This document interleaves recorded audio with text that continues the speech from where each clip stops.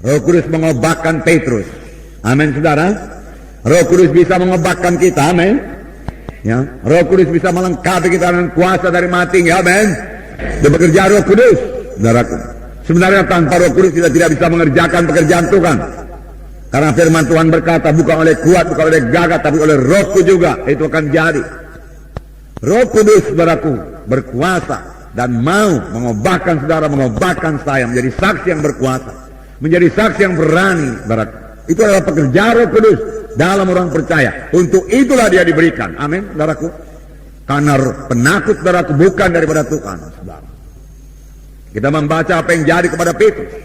Orang-orang heran lihat perubahan yang terjadi kepada Petrus. Biarlah orang-orang heran melihat perubahan yang terjadi kepada saudara. Kisah Rasul pasal 4. Kisah para Rasul pasal 4.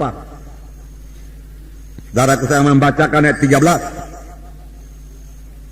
Ketika sidang itu melihat keberanian Petrus dan Yohanes dan mengetahui bahwa keduanya orang biasa yang tidak terpelajar, heranlah mereka, dan mereka mengenal keduanya sebagai pengikut Yesus.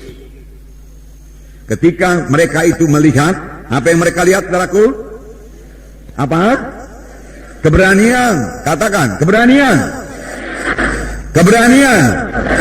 Saya mau menjadi orang yang berani. Berani menyaksikan Injil Tuhan. Tidak malu. Tidak takut. Menyaksikan Tuhan Yesus. Haleluya Tuhan. Amin. Haleluya. Tidak takut, tidak malu.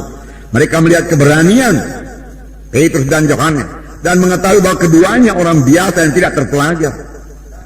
Tetapi mereka memiliki urapan Tuhan. Mereka memiliki Roh Kudus dalam mereka. Dan Roh Kudus itu membuat mereka berani.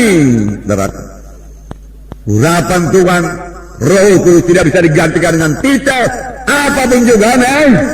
Haleluya. Titel tidak bisa mengambil tempat urapan, saudara. Urapan tidak sama dengan titel, saudara. Luar biasa urapan Tuhan, ya. Heranlah mereka, haleluya. Biar dunia heran melihat saudara. Biar dunia heran melihat perubahan yang ajaib bagi saudara. Heran mereka. Kenapa bisa begini? Dari dulu-dulu dia tidak pernah bisa begini. Bahkan saudaraku, banyak orang-orang yang gagap, saudaraku, juga bahkan Tuhan jadi lancar berbicara. Misalnya saudaraku Ora Robert, saudaraku, ya, Tuhan berkata dia jadi hamba Tuhan. Rupanya dia itu orangnya, saudaraku, orang gagap, tidak bisa bicara, saudaraku, dengan lancar. Tetapi kemudian Roh Kudus mengobatkan dia. Tidak ada yang mustahil dalam Tuhan. Ya, jangan katakan saya tidak bisa, jangan katakan tidak mungkin. Jangan katakan, saudaraku, bersandar pada Roh Tuhan, mohon pertolongan Roh Tuhan. Dia akan mengobatkan kita. Haleluya. Haleluya. Nah, ayat 13. Kemudian ayat 18 saya bacakan kedua. Saya bacakan saudaraku Kisah 4 juga. Dan setelah keduanya disuruh masuk, mereka diperintahkan dan sama sekali jangan berbicara atau mengajar lagi dalam nama Yesus. Tetapi Petrus dan Yohanes menjawab mereka, silahkan kamu putuskan sendiri manakah yang benar di hadapan Allah, taat kepada kamu atau taat kepada Allah. Sebab tidak mungkin bagi kami untuk tidak berkata-kata tentang apa yang telah kami lihat dan yang telah kami dengar. Haleluya. Tidak mungkin untuk tidak bersaksi. Tidak mungkin, saudaraku, untuk saudaraku memendam, saudaraku, ya, kasih Tuhan yang menyala-nyala dalam kita, saudaraku. Tidak mungkin untuk mendiamkan, saudaraku, berkat keselamatan yang luar biasa yang diberikan Tuhan bagi kita. Kita harus bicara. Paulus berkata, wahai bagiku kalau aku tidak bicara.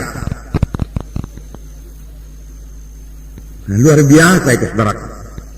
Kasih Tuhan tersebut, saudaraku. Kemudian mereka berdoa lagi. Ayat 31. Dan ketika mereka sedang berdoa, goyahlah tempat mereka berkumpul itu, dan mereka semua penuh dengan Roh Kudus. Lalu mereka memberitakan firman Allah dengan berani.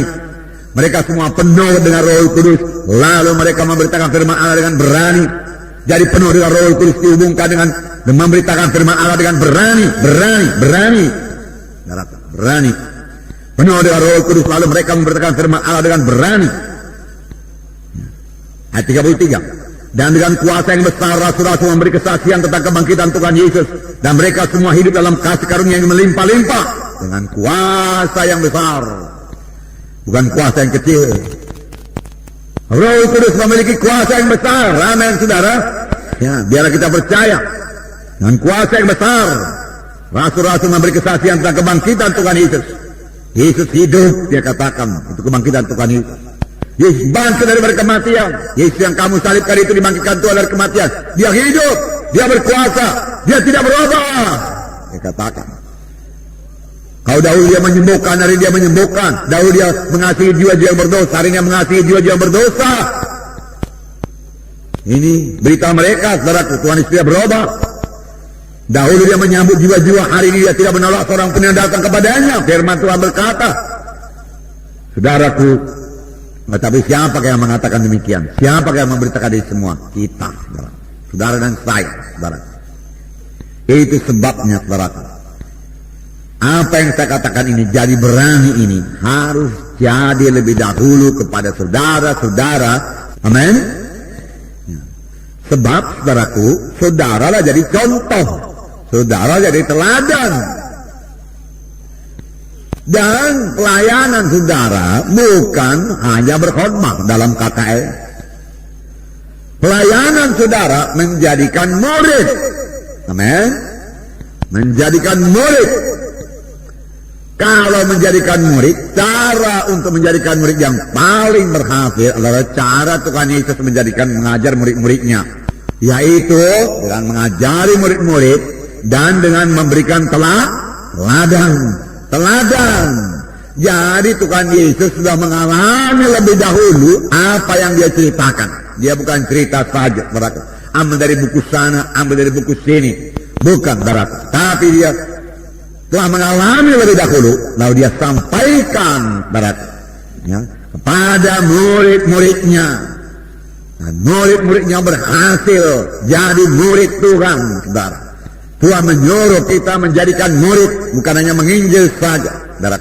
Setelah mereka diinjili, selamat dalam altar Paul, saudara perlu memuridkan mereka. Untuk menjadi murid, saudaraku, muridkan mereka. Amin.